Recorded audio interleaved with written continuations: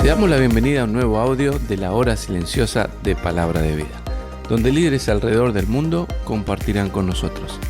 El día de hoy escuchamos a... Hola, soy Fernando Phipps de República Dominicana. Te invito a que leamos juntos el pasaje de hoy en la hora silenciosa, Hebreos 9, del 16 al 22. Porque donde hay testamento, es necesario que intervenga muerte del testador, porque el testamento con la muerte se confirma, pues no es válido entre tanto que el testador vive, de donde ni aun el primer pacto fue instituido sin sangre, porque habiendo anunciado a Moisés todos los mandamientos de la ley a todo el pueblo, tomó la sangre de los becerros y de los machos cabríos con agua, lana escarlata y hisopo, y roció el mismo libro y también a todo el pueblo, diciendo: Esta es la sangre del pacto que Dios os ha mandado. Y además de esto, roció también con la sangre el tabernáculo y todos los vasos del ministerio. Y casi todo es purificado según la ley con sangre, y sin derramamiento de sangre no se hace remisión. En la sección previa, el autor resaltó la superioridad de la sangre del nuevo pacto sobre la sangre del antiguo pacto.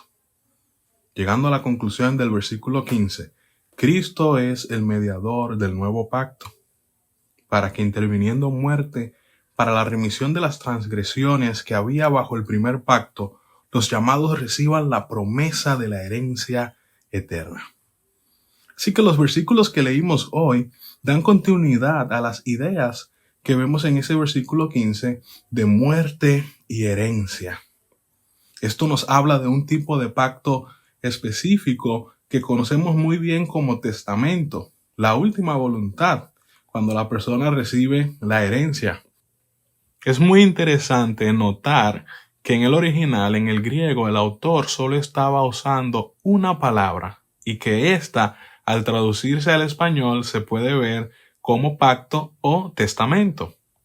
De modo que aprovechando este doble sentido de la palabra, el autor ilustra el pacto de Dios que vemos en los versículos 16 y 17 con las leyes y costumbres de los testamentos. La Nueva Traducción Viviente dice de esta manera: cuando alguien deja un testamento es necesario comprobar que la persona que lo hizo ha muerto. El testamento solo entra en vigencia después de la muerte de la persona. Mientras viva el que lo hizo, el testamento no puede entrar en vigencia. Al morir en la cruz, Cristo hizo vigente el nuevo pacto, ese que él instituyó cuando celebró la Pascua con sus discípulos. Allí él dijo: esta copa es el nuevo pacto en mi sangre, que es derramada por vosotros. Y aunque hoy en día muchos prefieren un evangelio light, donde no se menciona sangre, donde no se habla de muerte, donde todo es amor y paz, y el pecado pasó a ser totalmente tolerable, un error, una simple equivocación. La realidad es que el verdadero evangelio, las buenas nuevas de salvación, solo son posibles por la muerte de Cristo. Esto nos muestra la gravedad del pecado y la magnitud de la gracia y misericordia de Dios para con nosotros. La muerte de Cristo fue necesaria para que usted y yo recibiésemos la herencia eterna, para que usted y yo podamos beneficiarnos hoy de una salvación tan grande que Dios nos ha dado. Los versículos 18 al 22 muestran que el mismo principio que tuvo lugar para que el nuevo pacto entrara en vigor fue necesario en el antiguo pacto. El autor demuestra esto presentando varios eventos que ocurrieron bajo el liderazgo de Moisés. Primero, él nos narra y habla acerca de cuando la ley fue dada al pueblo. Eso allá en Éxodo 24. Y luego presenta el evento cuando se levantó el tabernáculo. En ambos se hicieron sacrificios de animales y luego se roció la sangre para purificar todo. Con esto, el autor está terminando su argumento con una idea muy clara. La sangre es esencial en la inauguración de un pacto con Dios, tanto el nuevo como el antiguo, y también en la purificación necesaria para acercarse a Dios. Y él dice, casi todo es purificado según la ley con sangre, y no uso en absoluto porque habían algunas excepciones, como con los metales que al soportar el fuego eran purificados con fuego. Pero luego sí termina con un absoluto diciendo, sin sangre no hay perdón de pecados. El pecado que nos separa de Dios solo tiene una manera de ser solucionado, y es a través del sacrificio, del derramamiento de sangre inocente. El apóstol Pedro lo dijo de esta manera: ustedes fueron rescatados de la vida absurda que heredaron de sus antepasados. El precio de su rescate no se pagó con cosas perecederas como el oro o la plata, sino con la preciosa sangre de Cristo, como de un cordero sin mancha y sin defecto. Gloria a Dios. Esta enseñanza es muy importante. Cristo es suficiente. Cristo es suficiente. Con su muerte en la cruz, pagó definitivamente por nuestros pecados. Saben, los hebreos que recibieron esta carta estaban siendo tentados a volver atrás.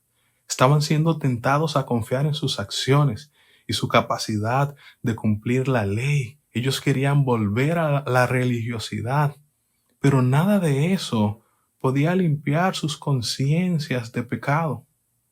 Nosotros, al igual que ellos, también somos tentados por el legalismo, pero nadie irá al cielo por portarse bien. Ninguno de nosotros puede hacer el bien siempre y nunca pecar. Así que, ¿dónde está nuestra confianza? ¿Está en Cristo o en nuestras propias fuerzas? ¿En nuestros talentos?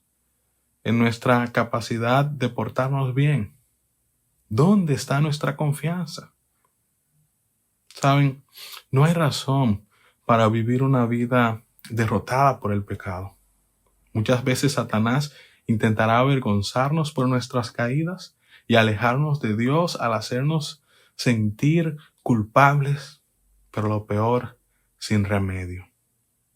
Y la verdad es que hemos sido perdonados en Cristo. Somos perdonados en Cristo y seremos perdonados en Cristo. Solo debemos acudir a la fuente. Su sangre nos limpia de todo pecado. No hay razón para que algo del pasado nos atormente y nos mantenga atrapados en un ciclo sin fin de culpabilidad. La sangre de Cristo es suficiente. ¿Hay algún pecado que necesitas confesar? No tengas temor. Cristo pagó por ti. Acércate al trono de la gracia. Y por otro lado, me gustaría terminar animándote a que hoy puedas pensar con quién puedes compartir esta verdad.